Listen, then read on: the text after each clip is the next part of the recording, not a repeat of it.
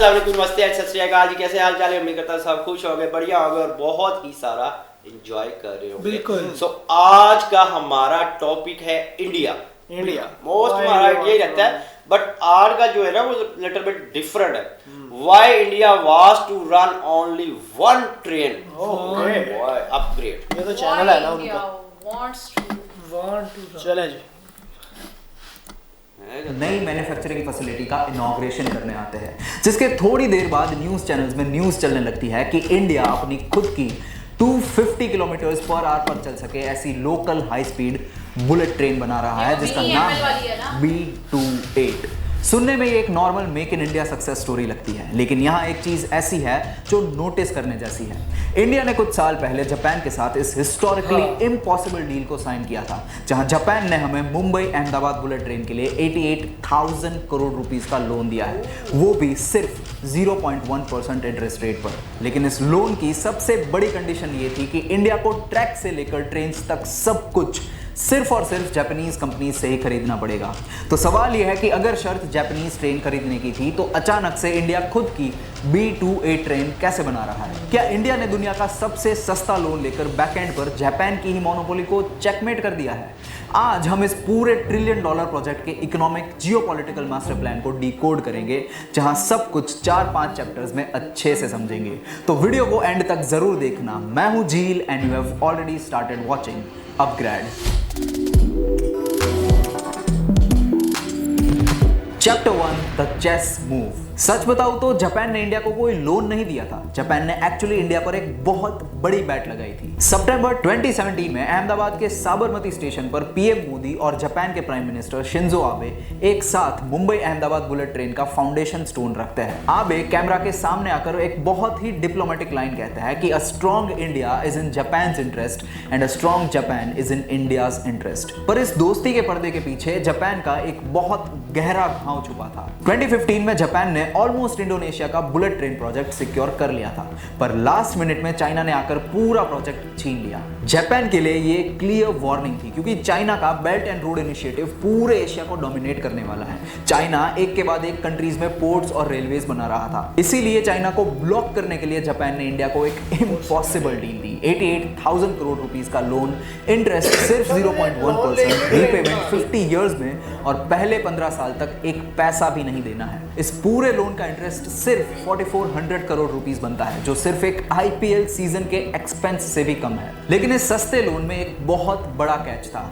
ये एक Tide loan था, बंधा हुआ लोन, जिसका मतलब था कि इंडिया को ट्रेन्स, ट्रैक्स, सिग्नलिंग सब कुछ जापानीज कंपनी से ही खरीदना पड़ेगा, वो भी उनके इन्फ्लेट किए हुए प्राइसेस पर। यहां एक सेकंड सोचिए, क्योंकि 2024 में जो हुआ वो कोई नॉर्मल बिजनेस नेगोशिएशंस नहीं, एक हाई स्टेक्स जियोपॉलिटिकल थ्रिलर था। जब इंडिया ने उन जापानीज कंपनी से प्राइस कम करने को कहा, तो उन्होंने सीधा मना कर दिया। उन्हें लगा टाइड लोन के जाल में उन्होंने हमें पकड़ लिया है। लेकिन इंडिया यहां चेस खेल रहा था। इंडिया ने एक बहुत बड़ा ब्लफ खेला और सीधा European rail giants siemens, Alstom से बात करना शुरू कर दी। इसके पीछे ये सिग्नल था कि अगर जापान ने कॉम्प्रोमाइज नहीं किया, तो हम सीधा यूरोपियन टेक्नोलॉजी पर शिफ्ट हो जाएंगे। प्रैक्टिकली देखा जाए तो यूरोपियन टेक पर शिफ्ट करना इंडिया को भी बहुत महंगा पड़ता, पर इस एक ब्लफ ने जापान के भी पसीने निकाल दिए थे। जापान को अचानक रियलाइज हुआ कि इंडिया सिर्फ एक ट्रैक नहीं, बल्कि आगे आने वाले 4000 किलोमीटर के नेटवर्क का मेगा मार्केट है। अगर इन्होंने जिद की, तो यहाँ भी इंडोनेशिया की तरह कोई और कंट्री डील क्रैक कर लेगा। इसके बाद जापान ने ना सिर्फ अपने प्राइसेस और टर्म्स को कम किया, बल्कि उन्होंने इंडिया को अपनी next generation E10 Shinkansen train भी दे दी। ये वो ट्रेन है जो अभी तक जापान में भी कमर्शियली नहीं चली है। दिस शोज की जियोपॉलिटिक्स में 0.1% इंटरेस्ट फ्रेंडशिप नहीं, वो प्राइस होती है जो जापान इंडिया जैसे मार्केट को खोए बिना अफोर्ड नहीं कर सकता। Chapter 2 the impossible build. अब जियोपॉलिटिक्स की इस चेस गेम में जापान ने टेक्नोलॉजी और पैसे तो दे दिए, पर ग्राउंड पर आते ही इंडिया की ज्योग्राफी ने एक ऐसी प्रॉब्लम खड़ी कर दी जिसके लिए खुद जापानीज इंजीनियर्स भी तैयार नहीं थे। हुआ ये कि मुंबई अहमदाबाद का 508 किलोमीटर्स का कॉरिडोर स्मूथली बन रहा था, लेकिन रास्ते में एक बहुत बड़ा रोड ब्लॉक आ गया थाने क्रीक का। ओरिजिनल प्लान के हिसाब से बुलेट ट्रेन को इसके ऊपर से निकलना था, पर प्रॉब्लम ये थी कि थाने क्रीक के मड फ्लैट्स पर एक फ्लेमिंगो सैंक्चुरी है, जहां हर साल 1 लाख से ज्यादा माइग्रेटरी बर्ड्स आते हैं। अगर ट्रेन वहां से जाती तो 21,000 मैंग्रोव के पेड़ को काटना पड़ता।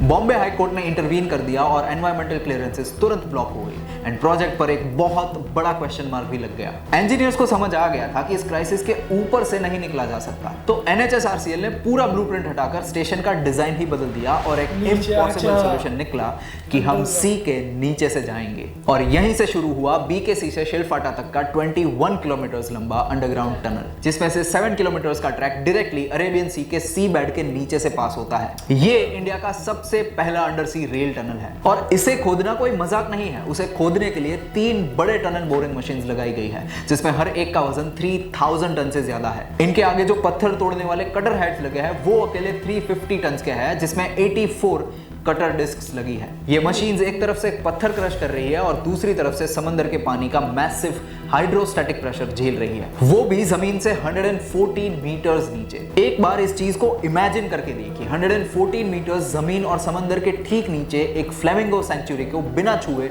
इंडिया अपनी बुलेट ट्रेन का टनल बना रही है, जहां एक भी मैंग्रोव ट्री नहीं कटा। दुनिया में शायद ही किसी देश ने नेचर को प्रोटेक्ट करने के लिए इतना कॉम्प्लेक्स रूट रीडिजाइन किया होगा।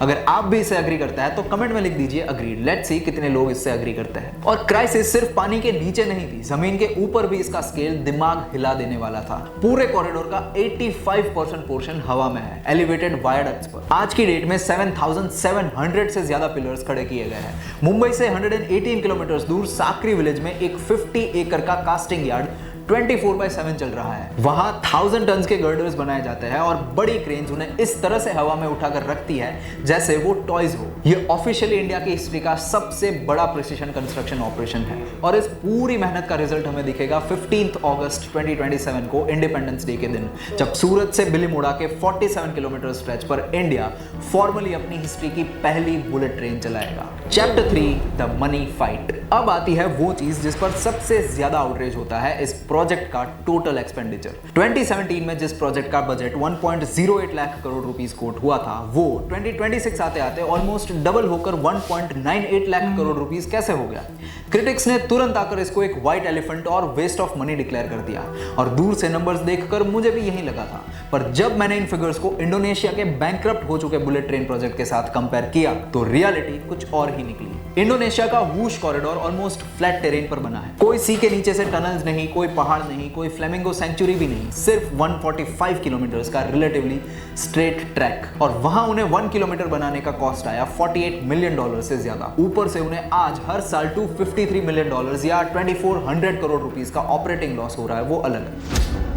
अब इंडिया में 500 किलोमीटर का लंबा कॉरिडोर है, अंडरग्राउंड टनल, माउंटेन टनल और एलिवेटेड पिलर्स सब कुछ है। इतनी कॉम्प्लेक्स ज्योग्राफी के बाद भी इंडिया का cost per kilometre almost $47 million ही रहा है, जो टेक्निकली इंडोनेशिया के फ्लैट ट्रैक से भी सस्ता है। तो अगर पर किलोमीटर ट्रैक सस्ता बन रहा है, फिर बजट डबल कैसे हुआ? इसका जवाब है land and politics. Land acquisition ने इस प्रोजेक्ट को प्रैक्टिकली चोक कर दिया था, स्पेशली महाराष्ट्र में।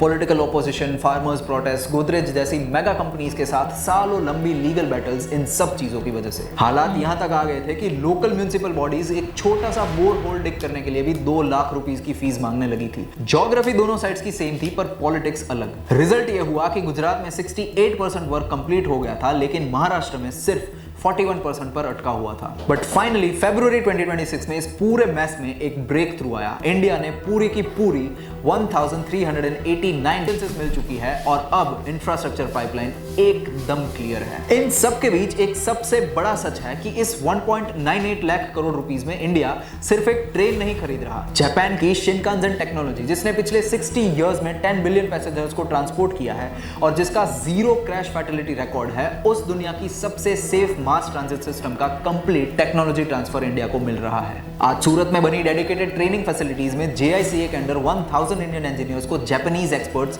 पर्सनली सर्टिफाइड कर रहे हैं। वडोदरा के हाई स्पीड रेल इंस्टीट्यूट में मित्सुबिशी के state of the art simulators पर इंडियन पायलट्स ट्रेन हो रहे हैं। अगर आप बिगर पिक्चर देखें तो इंडिया इन पैसों से सिर्फ एक ट्रेन नहीं, एक पूरा इकोसिस्टम खरीद रहा है। Chapter 4 the bigger game. अगर आपको लगता है कि ये अंडर सी टनल्स और बिलियंस ऑफ डॉलर सिर्फ मुंबई अहमदाबाद के लिए है, तो आप भी सिर्फ हेडलाइंस ही पढ़ रहे हैं। रियल गेम है आगे आने वाला 4000 किलोमीटर का नया मेगा नेटवर्क। 2026-27 के बजट में directly 7 new high speed rail corridors announce हुए हैं, जिसके लिए 16 लाख करोड़ रुपीस का इन्वेस्टमेंट भी हो गया है। मुंबई से पुणे अब 48 मिनट्स में और चेन्नई से बेंगलुरु 1 आवर 13 मिनट्स में कवर हो पाएंगे, जिससे ये सिर्फ ट्रैवल टाइम ही नहीं बचा रहा है, ये अपॉर्चुनिटीज भी क्रिएट कर रहे हैं। ये सिटीज अब अलग अलग नहीं, एक मेगा रीजन बन जाएंगे और कोई भी इंसान अपने टियर 2 सिटी से निकलकर 1 से 2 घंटे में सीधा मुंबई के किसी टॉप डेटा सेंटर या बेंगलुरु के आईटी पार्क में AI मशीन लर्निंग मैनेजमेंट की जॉब्स कर पाएगा। और इन स्किल्स से आपको अपस्किल करने के मिशन में अपग्रेड आपके साथ जुड़ा है। फन फैक्ट, ट्रांसपोर्ट इकोनॉमिक्स का एक रूल है, अगर ट्रैवल टाइम 90 मिनट से कम हो जाए तो एयरलाइंस उस रूट से प्रैक्टिकली एग्जिट ही करने लग जाती है। और इन 7 कॉरिडोर्स में एक रूट ऐसा है जो प्योरली बिजनेस नहीं, देश की नेशनल सिक्योरिटी के लिए है। दिल्ली, वाराणसी, पटना, सिलीगुड़ी रूट। वहीं सिलीगुड़ी, जिसे जियोपॉलिटिक्स में चिकन्स नेक कहते हैं, ये सिर्फ अकेला 22 किलोमीटर का वाइड रूट है जो इंडिया को नॉर्थ ईस्ट के 7 स्टेट से कनेक्ट करता है। अगर इस रास्ते पर कोई डिजास्टर हो जाए तो पूरा नॉर्थ ईस्ट इंडिया मेनलैंड से कट ऑफ हो जाता है। सिलीगुड़ी तक बुलेट ट्रेन पहुंचाना सिर्फ पैसेंजर्स को ट्रैवल करवाने के लिए नहीं, क्राइसिस के वक्त ट्रूप मोबिलिटी और कंट्री की इंटेग्रिटी को सिक्योर करने का एक ओनली सोल्यूशन है। ध्यान से सोचिए, अगर हम इस 4000 किलोमीटर के नेटवर्क के लिए हर ट्रेन को जापान से इंपोर्ट करवाते तो हमारा फॉरेन एक्सचेंज बहुत ज्यादा ड्रेन होता। इसीलिए इंडिया ने खेला दी अल्टीमेट चेकमेट। अप्रैल में बेंगलुरु के BEML प्लांट में इंडिया ने अपनी indigenous high speed train announce कर दी जो 100% India, as I already said. लेकिन आप शायद सोचेंगे कि जापान की ट्रेन तो 320 किलोमीटर पर आवर पर चलती है और इंडिया की B28 की top speed 250 kilometre per hour ही क्यों है? ये कॉम्प्रोमाइज क्यों? एक्चुअली ये कॉम्प्रोमाइज नहीं, हमारी स्मार्टनेस है। इंडिया में स्टेशन यूरोप या जापान के कंपैरिजन में पास होते हैं। हर 50-60 किलोमीटर पर ट्रेन को रुकना और वापस वही स्पीड को मेंटेन भी करना पड़ता है। ऐसे में 320 किलोमीटर की टॉप स्पीड को हिट करना एक्चुअली एनर्जी लॉस है। 250 किलोमीटर हमारे रूट्स के लिए वो स्वीट स्पॉट है जहां एनर्जी कंजप्शन और मेंटेनेंस दोनों कंट्रोल में रहते हैं। इंडिया जापान से सिर्फ टेक्नोलॉजी खरीद नहीं रहा, टेक्नोलॉजी सीख भी रहा है। और मार्क माई वर्ड्स, वो दिन दूर नहीं जब इंडिया अपनी यही हाई स्पीड टेक्नोलॉजी दुनिया को बेच भी रहा होगा। व्हाट डू यू थिंक, क्या इंडिया ये चीज फ्यूचर में कर पाएगा? बताइए कमेंट्स में।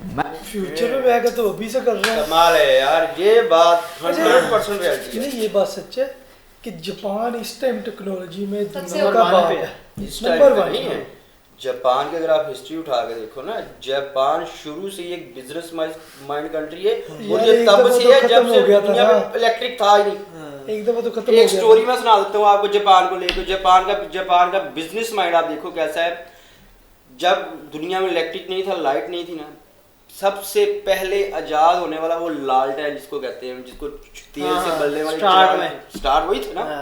जापान ने उसका स्टार्ट किया है और पूरी दुनिया में फ्री ऑफ कास्ट बेचा है, दिया है।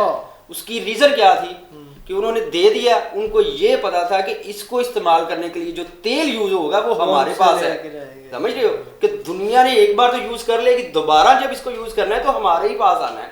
ये शुरू से बिजनेस वाइज कंट्री है। उसके बाद इस टाइम जापान के बाद जो बिजनेसमैन इंडिया में इंजीनियर बहुत है। अच्छा, जापान से जो कोई सीख रहे हैं ना, वो अपने दिमाग में लेके आ रहे हैं कि आने वाले वक्त में हमने इससे बढ़ के कुछ करना है। वो बता रहे हैं कि इंडिया के 1000 इंजीनियर जो है ना, वो ट्रेनिंग अंडर द ट्रेनिंग है जापान के बेस्ट इंजीनियर के। जो दुनिया में टॉप है। देखिए, इंडिया ने अपनी बुलेट ट्रेन खुद बनाई है, 100% कर दिया है यार। ये उन्होंने स्पीड 250 वाला क्यों रखी है? उनके स्टेशन पास है ना। अगर वो 320 की स्पीड से चलते हैं तो वो उनको कंट्रोल करना मुश्किल है। और 250 की स्पीड को कंट्रोल यार 250 की स्पीड भी बड़ी स्पीड है मतलब। पहले ये जापान के साथ मिलकर सारा ये हो रहा था डील, अब जापान निकल गया, अकेला इंडिया ही कर रहा है। तो वो टोटली मेड इन इंडिया बन गया ना BEML जो इंडियन गवर्नमेंट ने जापान के साथ मुआहदा 88,000 करोड़ का लोन लिया 0.1% पे यार। समझ ले कुछ भी नहीं है। दुनिया का सबसे लेस लोन है दुनिया का। वो कहते हैं जितना लोन ऊपर आना है इतना तो हमारा IPL से ज्यादा निकल आता है यार। अच्छा, वो बता रहे हैं कि मतलब जो भी सामान लेना ना अब सारा उनको जापान से वो एक मुआहिदा है ना, वो भी जापान का एक बिजनेस डील थी कि हम इनको पैसा तो दे रहे हैं लेकिन हम इनको वो अंडर इनके ऊपर बोझ कर रहे थे, वो अंडर कर रहे थे ना, हाँ। अपने हाथ में रख रहे थे कि रेलवे से अबाउट जो भी थिंग्स हैं वो आप वो उनसे purchase हमसे करते ही हैं। आप बाय कर सकते हैं, ठीक है। वो तो इंडिया वो बिजनेस माइंड था ना, बट इंडिया इंडिया ने नीचे स्मार्टनेस ये किया है कि उनसे अवेयर होके उनसे सीख के अब वो खुद का चला रहे हैं, और जो कंट्री खुद बना सकती है ना वो आगे must बेच भी है सकती कि है। वो कल को सेल भी करेगी, बिल्कुल करेगी। ये मस्ट है। तो बहुत ही इंफॉर्मेटिव वीडियो थी। अच्छा वो कह 2027 रही है- इंडिपेंडेंस डे के ऊपर जो है इसकी ये झलक दिखाएंगे। ये चलेगी 7 क्योंकि किलोमीटर। वो कह रही है कि भी स्टार्ट कर देंगे यार, नहीं स्टार्ट नहीं करेंगे, मतलब उसने उसका कहा एक एक- स्टेशन के ऊपर एक पूरा एक स्ट्रक्चर दिखाएंगे उसका। नहीं थोड़ी चला के भी दिखाएंगे। मैं हैरान, तो इससे पहले भी एक हमने वीडियो देखी कि जो समंदर के नीचे से वो टनल कर रहे हैं यार, अनबिलीवेबल अच्छा हमारे अगर जापान इधर के होता ना engineer तो fail हो गए थे हमारे उधर। अगर इधर होता ना तो उन्होंने ये तहस चीज नहीं नहस देखनी कर थी, देना उन्होंने था कहना यार। थी खत्म कर दो। अच्छा उन्होंने नेचर को भी सेफ कह रहे नेचर को भी नेचर save ना खराब हो ना, परिंदों को भी nature अच्छी save बात है यार। बहुत अच्छा ये जो चीज है वो जापान और इंडिया ने मिलकर की है, ठीक है। जापान और जापान के इंजीनियर इधर फेल हो गए थे, हाँ। ये इधर इंडिया के इंजीनियर ने इंडिया ने- वाटर के नीचे से लेके डाउन- गए। और अच्छा जो वो मशीन चल रही है भाई अंदर वो खुदाई वाली, अद्भुत है यार, वो उस दिन हमने अद्भुत। वीडियो में देखा नहीं कमाल। क्या आज भी मशीन उसकी है। झलक आज आई भी है। तो उन्होंने वो दिखाई है मशीन्स जिनके आई अंदर थिंक 88 वो लगे हुए हैं 84 कटर है। 84 कटर लगे हुए हैं जो उसका वो वजन पत्थर को कितना है? काटते हैं और 350 पानी के प्रेशर को भी टन। रोकते हैं नहीं 3000, 3000 हाँ, 3000 टन। और और जो दो- अंदर मशीन लगी है वो 350 लगी और है। मेरे ख्याल 200 फीट के नीचे वो 200 बना फीट रहे है, हैं 200 फीट, 200 फीट 200 के नीचे वो काम कर रहे हैं। अद्भुत है यार, अजूबा ही है जो काम बिल्कुल। कर रहे हैं। बहुत बड़ा प्रोजेक्ट है। और आप ये देखो कि जो लोन सेक्शन किए जा रहे हैं, नेक्स्ट प्रोजेक्ट जो 27 में आने हैं, ठीक है, 16 लाख करोड़ के प्रोजेक्ट्स के लोन जो है बजट में आएंगे। वो सारे रेलवे के अंदर ही आएंगे जो आगे 16 भी। लाख करोड़ का बजट जस्ट वो रेलवे को दे रहे हैं यार, क्या हो रहा है यार। और बड़ा तेजी से काम हो रहा है भाई इसके ऊपर। नहीं गाइस बाकी ये था आज का वीडियो। आपको कहेंगे इससे रिलेटेड कमेंट सेक्शन में लाजमी बताइएगा। मिलते हैं आपसे अगली वीडियो में, रखें बहुत सारा ख्याल। Good bye. Love you.